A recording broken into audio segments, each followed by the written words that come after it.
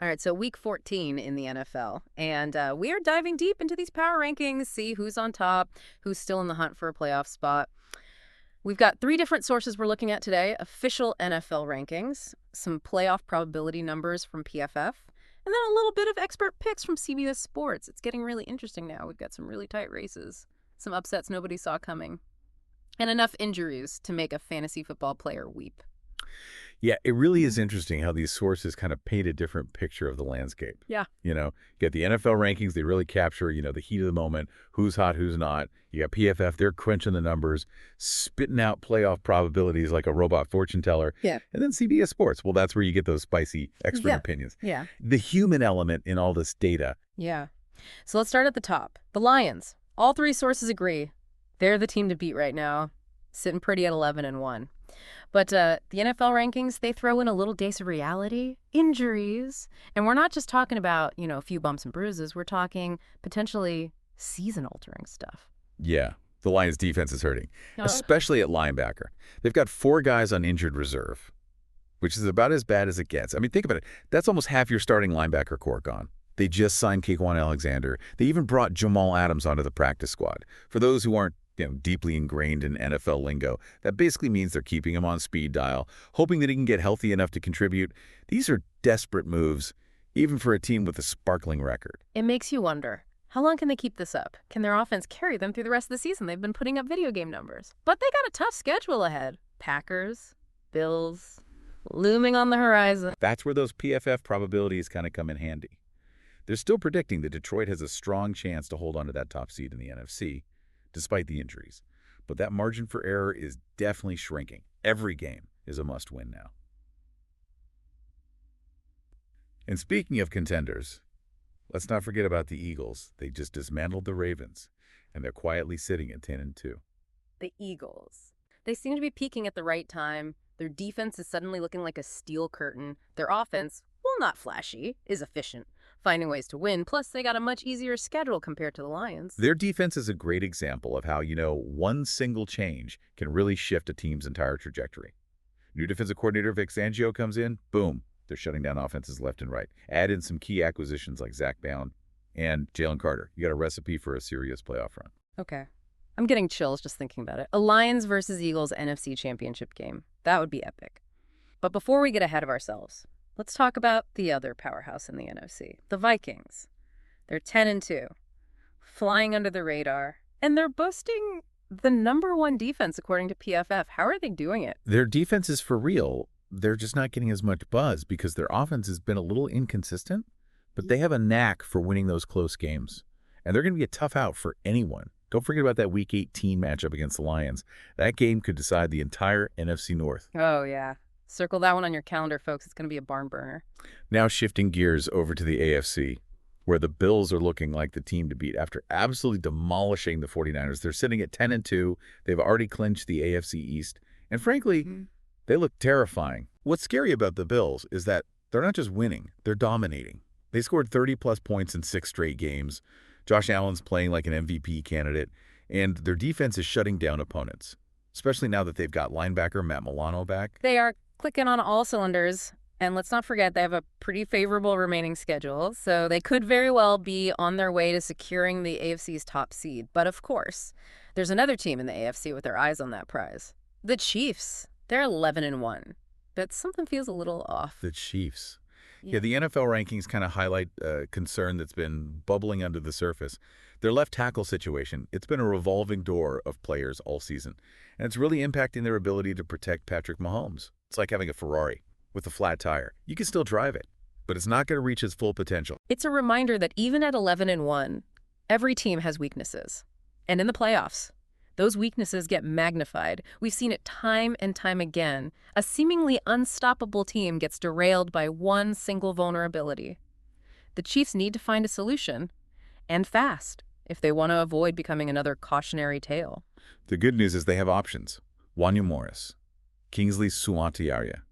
have been the starters, but they haven't been consistent. They could turn to veteran DJ Humphries. He has the experience, but he's coming off an injury. It's kind of a gamble either way. Okay, so we've got the Lions battling injuries, the Eagles soaring, the Vikings quietly lurking, the Bills looking unstoppable, and the Chiefs trying to patch up a potential Achilles heel. And we haven't even talked about the Steelers yet. They're back in control of the AFC North at 9-3. Or the Ravens. They're struggling despite Lamar Jackson playing like an MVP. Oh, man. There's so much to unpack here, so much intrigue, so many questions, and that's just the tip of the iceberg. Buckle up, folks, because this NFL season is about to get wild. Yeah. It's amazing how quickly things can change in the NFL. A few weeks ago, the Ravens were looking like a Super Bowl contender. Now they're fighting just to stay in the playoff picture. Right, and it's not like Lamar Jackson suddenly forgot how to play football. He's still the same electrifying quarterback. In fact, he's actually leading the league in PFF's QB grading. But even the best quarterbacks can't overcome a team-wide Achilles heel. And for the Ravens, that weakness is glaringly obvious. They're special teams. It's almost poetic, in a cruel twist of fate kind of way. Justin Tucker, arguably the greatest kicker of all time, is having a season he'd probably rather forget. Missed field goals, missed extra points. It's been uncharacteristically shaky. And in a league where games are often decided by a single score, those missed points add up. Case in point, their recent loss to the Eagles, they lost by 5 points, and Tucker left 7 potential points on the field. Oof, that's a tough pill to swallow, especially when you consider how well the rest of the team is performing. It really underscores a crucial point. Football is a team sport. You can have superstars at every position, but if one unit is faltering, it can derail the entire operation. Look at the Chargers, for example. Their offensive line, which was supposed to be a strength, has been surprisingly inconsistent. Yeah. 5 sacks against the Falcons, that's not the kind of performance you expect from a team with playoff aspirations. Exactly. And remember, the Falcons weren't exactly known for their ferocious pass rush before that game. It makes you wonder, can the Chargers really protect Justin Herbert against the truly elite defenses in the league, the kind you face in the playoffs? And while we're on the topic of playoff hopefuls who are suddenly looking a little shaky, let's talk about the Falcons themselves. Remember when they were a lock for the playoffs? Peppered Farm remembers. Ah, yes. The Falcons. Their fall from grace has been swift and painful, and it all boils down to one thing. Kirk Cousins' interceptions. 6 picks. 0 touchdowns. Over their last 3 games, those aren't just bad stats, those are career-threatening stats. It's a stark reminder that in the NFL, momentum can shift in the blink of an eye. 1 minute you're on top of the world. The next you're scrambling just to stay afloat. Speaking of teams whose seasons are spiraling downwards, let's check in on the 49ers. The 49ers are a case study in Murphy's Law. Whatever can go wrong will go wrong. Their loss to the Bills was bad enough, but then Christian McCaffrey goes down with a PCL injury. Talk about adding insult to injury. Their offense was already struggling to find consistency, and now they've lost their most dynamic playmaker. It's hard to imagine them making a playoff push at this point. Yeah, the PFF playoff probabilities are pretty grim. They give them less than a 10% chance of making the postseason. It's a shame because they have a talented roster, but sometimes luck just isn't on your side. And then there are Jaguars. It's your Well, those. the Jaguars, they're at the bottom of the power rankings. Trevor Lawrence is out with a concussion, and there's already talk of shutting him down for the season to protect their franchise quarterback. Yeah, it seems like their focus has shifted to the 2025 draft at this point. It's a tough situation for the players and the fans, but sometimes you got to take a step back to move forward. It's all about the long game, right? But hey, let's not dwell on the teams whose seasons are effectively over. Let's talk about some teams that are exceeding expectations. The Steelers, for example. They're quietly back in control of the AFC North at 9-3. The Steelers are a fascinating case study in resilience. They lost their star quarterback in the preseason. Their defense was riddled with injuries early on, and yet here they are, sitting atop their division. Their win against the Bengals, that was a statement game. Their offense, led by Russell Wilson, was clicking on all cylinders. And their defense completely shut down Joe Burrow and company. Yeah, their offensive game plan was their best of the season. They were creative, they were aggressive, and they didn't let up for a single moment. It was a joy to watch, even for someone who's not a Steelers fan. Okay, but I gotta ask, is this sustainable? Can they keep up this level of play against the tougher opponents they'll face down the stretch? That's the million-dollar question. They have a tough remaining schedule, but they've already proven that they can beat good teams. And with their defense getting healthier, they're a team no one wants to face in the playoffs. All right, I'm officially putting the Steelers on my watch list. They're sneaky good, and they could be a real dark horse contender in the AFC. Now let's talk about another team that's been flying under the radar. The Commanders. They've had some ups and downs, but their offense is explosive, with Jaden Daniels at quarterback. The Commanders are kind of an enigma. They have all the pieces to be a great team, but they haven't quite put it all together yet. Their defense is capable of making big plays, but they've also been prone to giving up big plays. It's a classic case of inconsistency. They can beat anyone on any given day, but they can also lose to anyone. They need to find a way to string together consistent performances if they want to make a serious playoff push. Yeah, their Week 17 matchup against the Cowboys could be a turning point for their season. If they can win that game, it could give them the momentum they need to secure a wild card spot. Okay, let's shift gears and talk about a couple of teams that are undergoing some major transformations. The Bears and the Saints. The Bears, of course, made headlines when they fired Matt Eberflus on Thanksgiving. That was a bold move, especially considering they were 5-6 at the time and still in the playoff hunt. It seems like the ownership wasn't satisfied with the direction of the team and decided to make a change. So now interim coach Thomas Brown has a chance to prove himself. It'll be interesting to see if he can spark a turnaround and lead them to a few more wins in these last few weeks of the season. He's definitely got his work cut out for him. He'll need to quickly establish his own identity and get the players to buy into his vision. It's a tall order, but it's not impossible. And then there are the Saints, who are now being led by interim coach Darren Rizzi after Dennis Allen stepped down. Another surprise move, though maybe not as shocking as the Eberflus firing. The Saints have been a disappointment this season, and it seems like ownership decided a change was needed. Yeah, Rizzi has a chance to make his case for the permanent job. It'll be interesting to see what kind of impact he can have on the team and if he can guide them to a few more wins in these last few weeks. It'll be a tough task, but it's not out of the realm of possibility. The Saints still have some talent on their roster, and a new coach can sometimes provide the spark a team needs to turn things around. All right, so we've covered a lot of ground here. We've seen teams exceeding expectations, teams falling apart, teams struggling with injuries, and teams undergoing coaching changes. It's been a roller coaster of a season, and it's only going to get wilder from here on out. Exactly. Before we wrap up this part of our deep dive, I wanted to get your thoughts on something I've been pondering. We've talked about, the usual suspects, the teams that are expected to contend for the Super Bowl. But what about the dark horses? Are there any under-the-radar teams that you think have the potential to make a surprise playoff run? Ooh, that's a great question. It's always fun to speculate about which teams could come out of nowhere and shake things up. I'm keeping my eye on the Browns. The Browns? Really? They've been so inconsistent this season. I know. But they have potential. They're not in the playoff picture right now. Yeah. But, their recent performances, Right. while inconsistent, have shown flashes of excitement, with Jameis Winston at quarterback. Yeah, Winston's been a bit of a journeyman throughout his career, but he still has the arm talent to make big plays. Exactly.